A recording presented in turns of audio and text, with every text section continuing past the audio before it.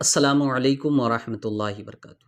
دوستو، فی الوقت حضرت عائشہ صدیقہ رضی اللہ تعالیٰ عنہ کی عمر کا مسئلہ موضوع بحث بنا ہوا ہے۔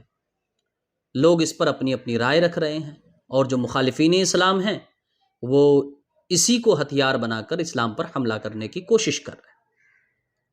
حضرت عائشہ صدیقہ رضی اللہ تعالیٰ عنہ کی عمر جو بوقت نکاح تھی، اس بارے میں دو طرح کی روایتیں موجود ہیں، دو طرح کی باتیں یا دو طرح کی تاریخیں ملتی ہیں۔ ایک تو وہی جو مشہور ہے کہ 6 یا 7 سال کی عمر میں آپ کا نکاح ہوا، 9 سال کی عمر میں رخصتی ہوئی، اور دوسری ایک ضعیف روایت کہہ سکتے ہیں آپ اسے، جو یہ ہے جس میں کہ 18 یا 19 سال کی عمر آپ کی تھی اس وقت جب آپ کی رخصتی ہوئی۔ کچھ تاریخ کی کتابوں میں یہ روایت بھی ذکر کی گئی ہے۔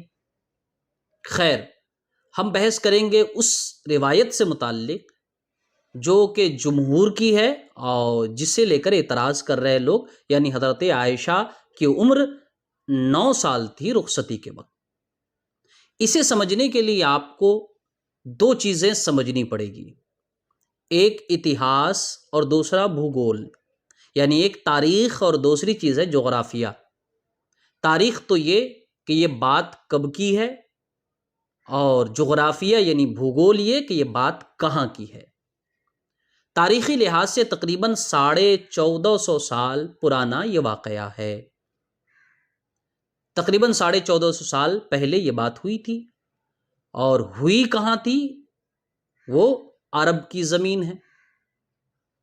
تو اب اس کے لیے ہمیں اس وقت کے حالات، اس وقت کی آب و ہوا اور اس وقت کے رسم و رواج سے واقف ہونا ضروری ہے۔ عرب کا ماحول، جیسا کہ ماہرین جانتے ہیں، ہمیشہ سے گرم رہا ہے۔ ریتیلی زمین ہے، پہاڑی علاقے ہیں، پانی کی بہت قلت ہے شروع سے، اب تو پھر بھی پہلے سے بہتری آئی ہے۔ لوگوں کے رہنے کے جو مکانات ہوتے تھے، چھت میں سوائے کھجور کے پتے اور ٹہنیوں کے کچھ نہیں ہوتا تھا۔ پانی لوگوں کے لیے سب سے بڑی نعمت مانی جاتی تھی، اگر پانی مل جائے میٹھا پینے کو تو ہم اس عرب کی بات کر رہے ہیں۔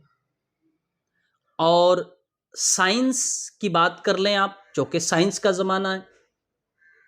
سائنس کے لحاظ سے، میڈیکل سائنس کے لحاظ سے، آپ جس زمین پر رہتے ہیں، جس ماحول میں رہ رہے ہیں، اس کا بہت اثر ہوتا ہے آپ کے بچے اور بچیوں کی سن بلوغت پر۔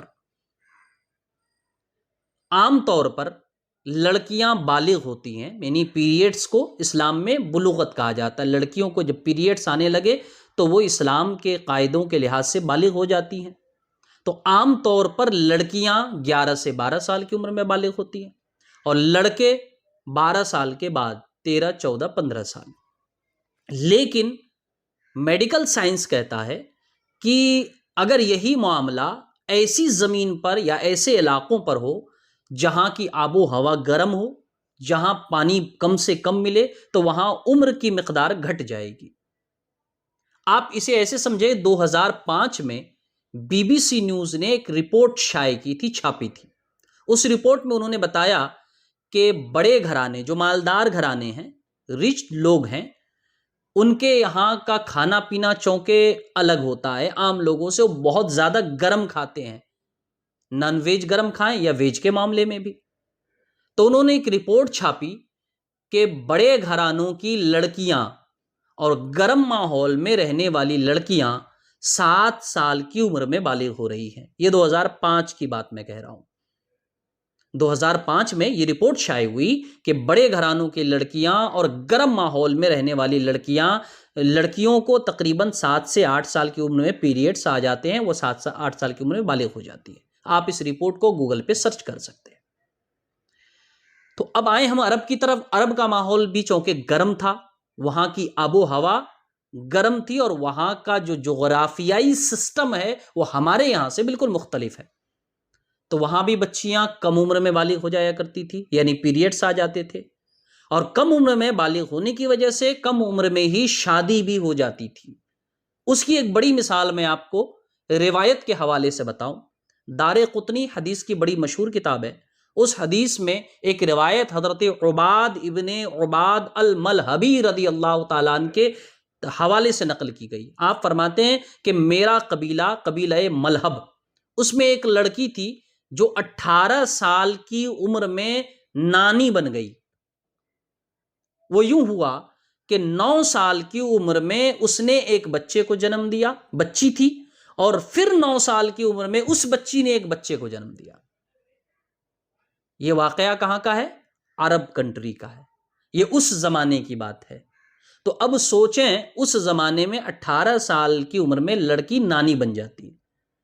اس ملک میں چونکہ آب و ہوا کے گرم ہونے کی وجہ سے، ماحول کے مختلف ہونے کی وجہ سے، وہاں پہ کم عمری میں شادی ہو جانا عام بات تھی۔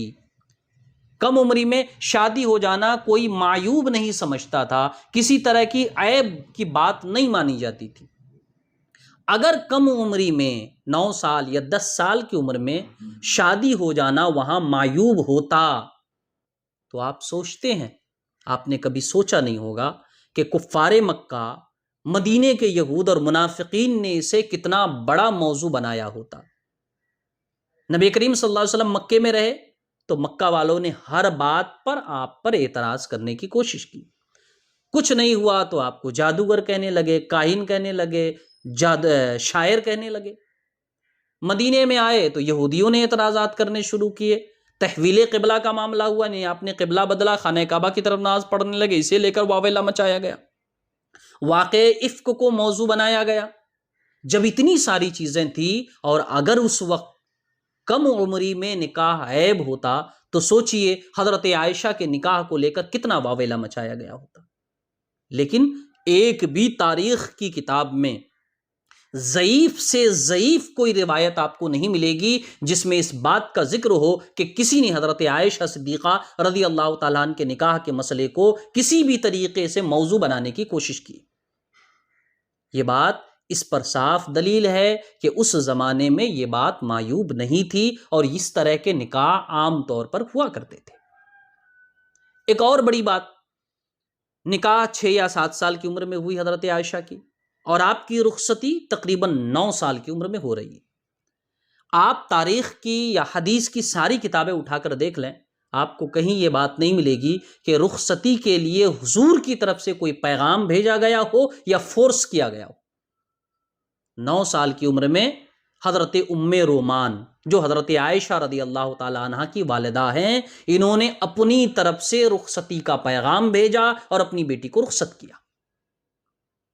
ایک ماں اپنی بیٹی کو اگر اپنے گھر سے رخصت کرتی ہے تو ہم سب اس بات کو سمجھ سکتے ہیں کہ وہ اچھی طرح جانتی ہوگی کہ میری بیٹی رخصتی کے لائق ہے یا نہیں ہے۔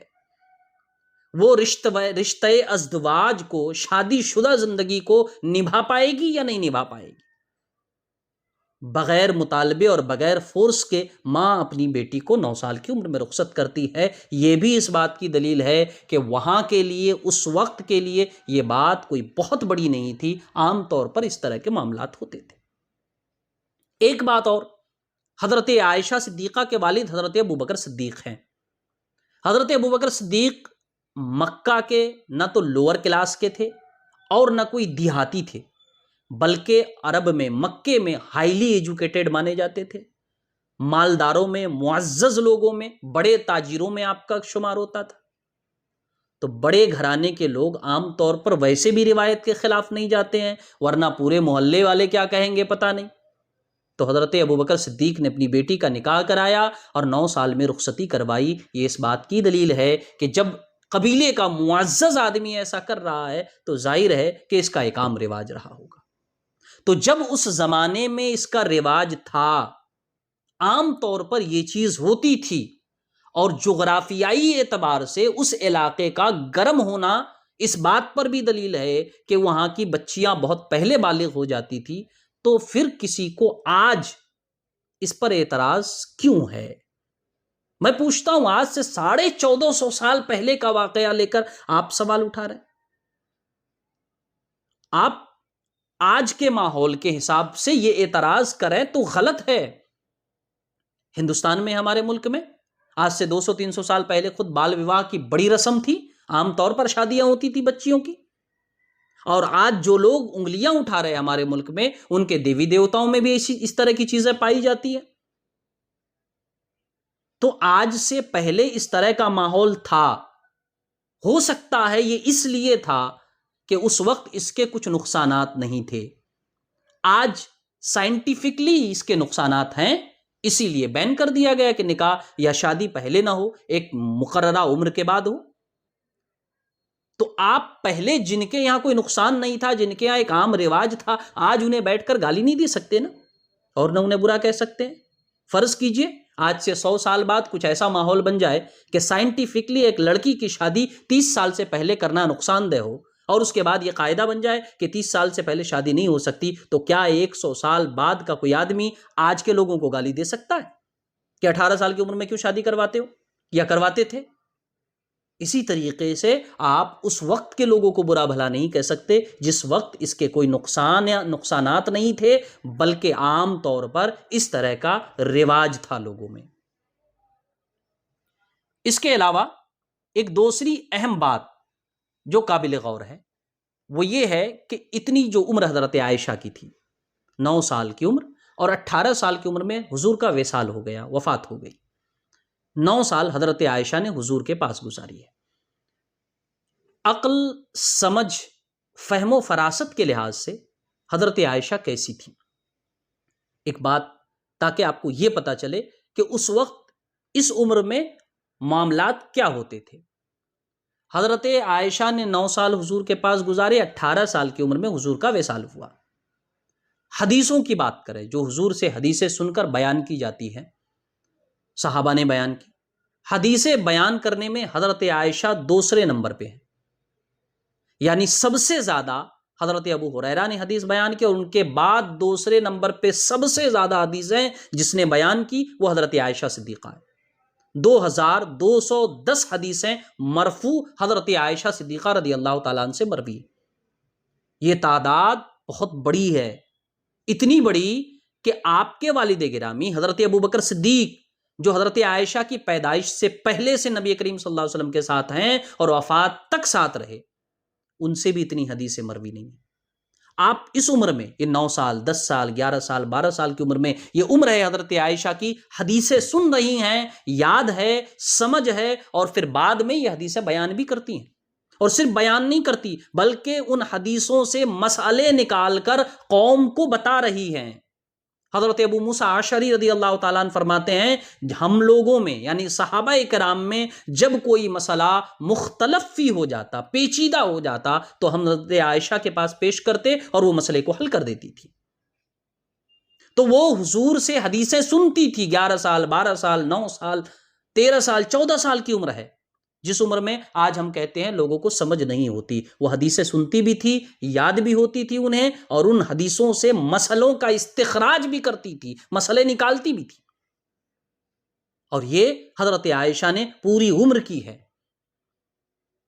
حضور کی بیویاں حضرت عائشہ کے علاوہ اور 8 بیویاں آپ کی وفات کے وقت زندہ تھیں۔ ان 8 بیویوں میں سے کسی نے اتنی حدیثیں بیان نہیں کی جتنی حضرت عائشہ نے بیان کی۔ خلفائے راشدین میں سے حضرت ابو بکر، حضرت عمر، حضرت عثمان غنی، حضرت مولا علی رضوان اللہ علیہم اجمعین، ان میں سے بھی کسی نے اتنی حدیثیں بیان نہیں کی جتنی حضرت عائشہ رضی اللہ تعالیٰ عنہ نے بیان کی۔ یہ ساری چیزیں یہ بتاتی ہیں کہ حضرت عائشہ رضی اللہ تعالیٰ عنہ کا جو نکاح ہوا تھا، نکاح کے وقت آپ کی عمر اگرچہ کم تھی، آپ عقل و دماغ، فہم و فراست اور صحت کے لحاظ سے بالکل پختہ تھی، جیسا کہ ہونا چاہیے تھا۔